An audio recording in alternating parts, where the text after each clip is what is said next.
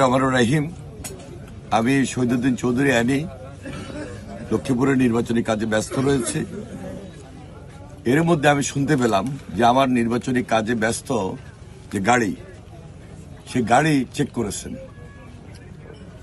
প্রকৃতপক্ষে যে নিউজ সেটি হলো যে আমার নির্বাচনী এজেন্ট সেই গাড়ি নিয়ে বিভিন্ন কেন্দ্রে যাচ্ছেন।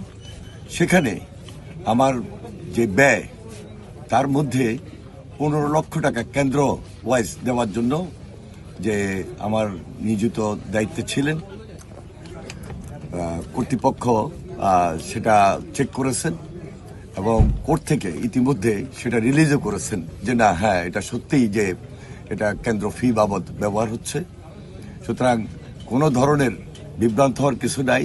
যারা এটা নিয়ে নিউজ করছেন, আমি মনে করি সম্পূর্ণভাবে উদ্দেশ্যমূলক এবং বিভ্রান্তমূলক আমার ইমেজকে ক্ষুণ্ণ করার জন্য এই ধরনের নিউজ ছাপাচ্ছেন বা নিউজ করছেন।